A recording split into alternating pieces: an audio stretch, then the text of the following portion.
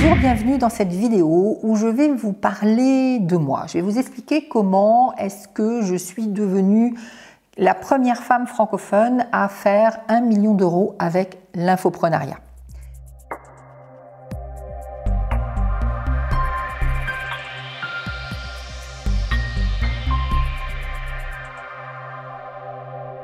Je vais commencer par 4 choses qui me définissent, qui sont, je pourrais dire, 4 chances qui ont donné ce résultat. Le premier, c'est que un jour, assez tardivement dans ma vie, j'ai rencontré l'argent.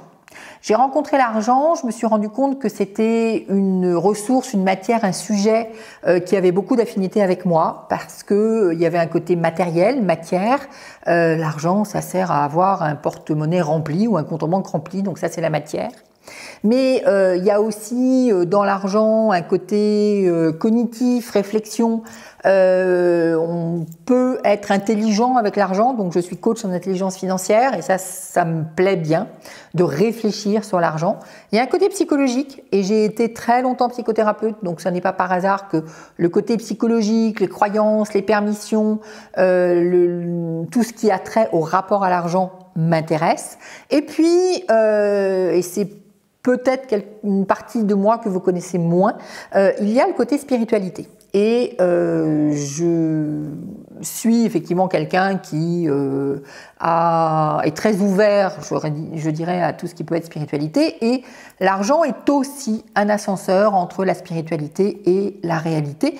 Donc, on était fait pour se rencontrer. La dernière dimension de l'argent qui me correspond beaucoup, c'est la dimension créativité. C'est-à-dire que l'argent est extrêmement créatif. Lorsque j'étais petite et que je connaissais pas l'argent, j'aurais dit que c'était barbant. En réalité, pas du tout. C'est très, très, très amusant. C'est très créatif. On peut faire des milliers de choses avec l'argent. C'est un peu comme jouer au Monopoly grandeur nature. J'adore ça. Et donc, l'argent et moi, on était fait pour se rencontrer. Donc, c'est un sujet porteur que j'ai choisi parce que c'était encore une fois une vraie rencontre et parce que on fonctionne, l'argent et moi, un petit peu de la même manière et pas parce que c'est un sujet qui était susceptible de me faire de l'argent. Donc ça, c'est vraiment important. Je pense que de se dire, on va choisir quelque chose qui a du sens pour nous et pas choisir avec un esprit d'opportunité en disant, je choisis cette niche-là parce que c'est une niche qui rapporte ou que je sais qui rapporte. Non. Donc j'ai vraiment choisi quelque chose qui me plaisait et il se trouve que c'est une bonne niche.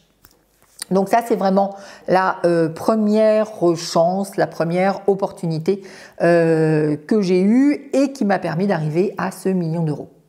Deuxième chance, j'ai ce qu'on va appeler des talents pédagogiques, c'est-à-dire que je suis assez douée pour prendre des concepts, même compliqués, et dans le domaine financier, il y a quelques concepts compliqués, et pour les expliquer et pour les transmettre de manière simple aux personnes qui sont avec moi, et très souvent, si vous avez suivi quelques-unes de mes vidéos, avec des images qui sont des images extrêmement parlantes. Alors, si vous n'avez pas suivi mes vidéos, je vous conseille de vous abonner à la chaîne YouTube ou bien de vous abonner à la page Facebook, et vous allez pouvoir avoir régulièrement des nouvelles vidéos que je sors, que je tourne, qui sont totalement gratuites et qui vous permettent d'apprendre et de mieux appréhender ce concept de liberté financière.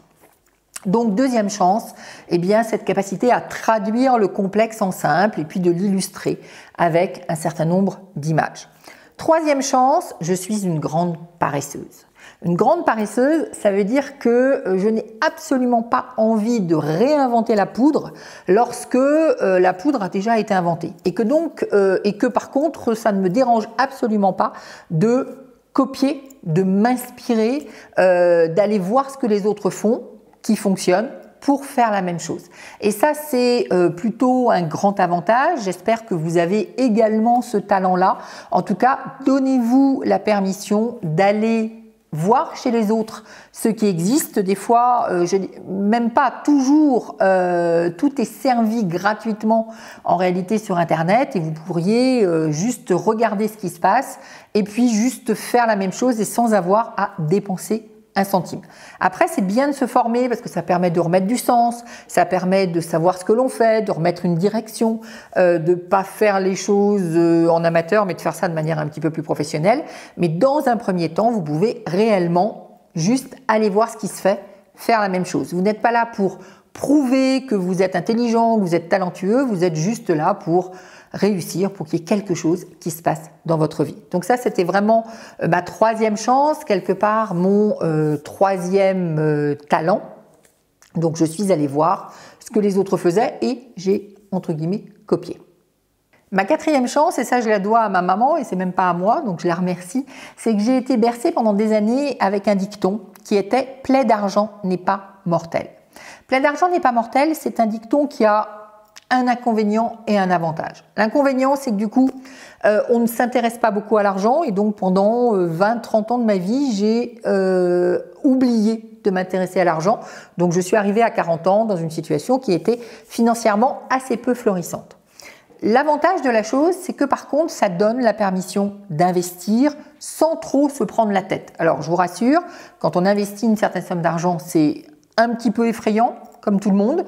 Donc, j'ai les mêmes sueurs froides que tout le monde. Mon premier investissement immobilier, je pense que j'ai pas dormi de la nuit avant en me disant, bon sang, tu vas signer, ça va être épouvantable. Et si tu fais l'erreur, la méga erreur de ta vie, et ça, c'est la même chose, j'imagine, pour vous. Donc, ça arrive à tout le monde. Mais par contre, ce dicton, il dit que même si je me plante, même si je suis dans les difficultés financières, eh bien, ça n'est pas si grave que ça n'atteint pas à ma vie, je ne vais pas mourir parce que tout d'un coup, je me suis plantée sur un investissement. Et donc, grâce à cette idée que plaie d'argent n'est pas mortel, je peux me permettre d'investir de l'argent pour aller travailler avec un prestataire sur quelque chose que je ne sais pas faire. Quand j'ai commencé à investir dans l'infoprenariat, j'ai travaillé avec des personnes qui ont fait des vidéos, j'ai travaillé avec des personnes qui ont monté mon site internet ou qui ont monté mes pages de vente. Donc tout ça, je ne savais pas faire, en tout cas pas avec un niveau professionnel suffisant. Et donc, parce que je savais que ça n'était pas grave de perdre de l'argent, eh bien, j'ai été capable de mettre un petit peu d'argent sur la table. Proportionné à ce que j'avais, bien évidemment. Aujourd'hui, j'en mets un petit peu plus. À l'époque, j'en mettais un peu moins. Mais néanmoins, de mettre de l'argent sur la table. À partir de ces 4 chances, de ces 4 talents, eh bien, les choses se sont déroulées relativement facilement. Mais encore une fois, je n'oublie pas ces 4 piliers. Donc, facilement, pourquoi? Eh bien, parce que je suis allée voir ce qui existait. Je me suis inspirée, j'ai regardé, j'ai copié. J'ai fait la même chose, bien évidemment, en le mettant à ma sauce, en étant d'abord aligné avec ce que je faisais, ce qui est quand même un ingrédient extrêmement important. Encore une fois, c'est une vraie rencontre, moi et la liberté financière, même si elle a été tardive. Et donc, j'étais 100% sincère, authentique dans mon discours. Et je suis toujours 100% sincère et authentique dans mon discours. Donc ça, c'est une chose importante. Donc on pourrait dire, j'incarne totalement ce que je dis, ce que je prône, et je fais ce que je dis. Donc, j'ai copié, je l'ai mis à ma sauce, en étant investi de ce que je disais, et ça a été mon premier lancement de programme en ligne. Après ce premier lancement qui m'a permis de faire une 50aine de ventes, eh bien, j'ai pu investir pour prendre quelqu'un pour s'occuper de toute la partie backstage d'un lancement, parce que c'est bien beau de dire tiens, ok, super, je me lance, on va faire un lancement, mais encore faut-il connecter des moyens de paiement, il faut mettre en place un système d'affiliation, il faut que tout fonctionne et c'est pas toujours simple, il faut que les vidéos se débloquent quand elles ont besoin de se débloquer. Donc il y a quand même un petit peu des choses techniques à faire.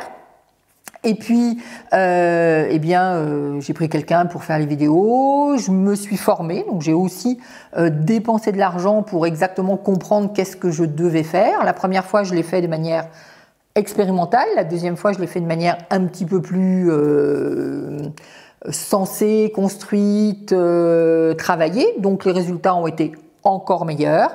Et puis, le dernier secret, quelque part, eh bien, c'est la durée. C'est de continuer dans la durée, de ne pas s'arrêter.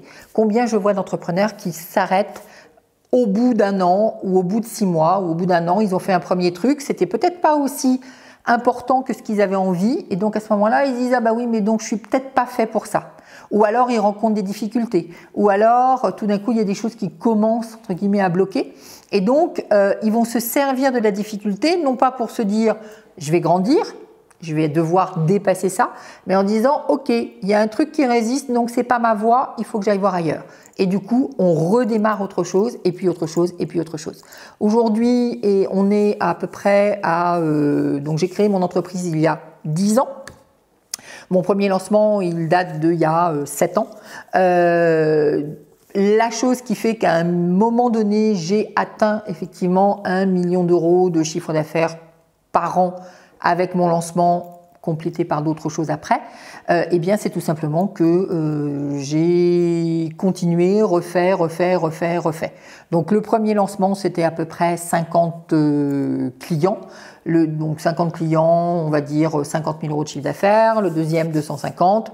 Le troisième, 350 ou 400. Et puis à partir du quatrième ou du cinquième, j'ai atteint et dépassé le million d'euros pour chaque lancement. Voilà, donc ça c'est en bref une histoire. J'espère que cette histoire va vous avoir inspiré des petites choses. Peut-être que tout d'un coup vous vous êtes dit « Ah, super, il va falloir que je persévère » ou bien « Oui, il va falloir que j'investisse » ou bien « C'est ok de copier » ou « Je me donne la permission de réussir sans avoir besoin de prouver à la terre entière que je suis ou non intelligent ou intelligente ». Donc tout ça, eh bien, j'espère que vous l'avez pris dans cette vidéo. N'oubliez pas de vous abonner à la chaîne YouTube, de vous abonner à la page Facebook. Téléchargez mon guide, mes 7 conseils pour atteindre la liberté financière. Et vous aurez comme ça encore plus d'informations qui, j'espère, vous inspireront sur qui je suis, ce que je fais et surtout mes conseils pour aboutir à votre liberté financière.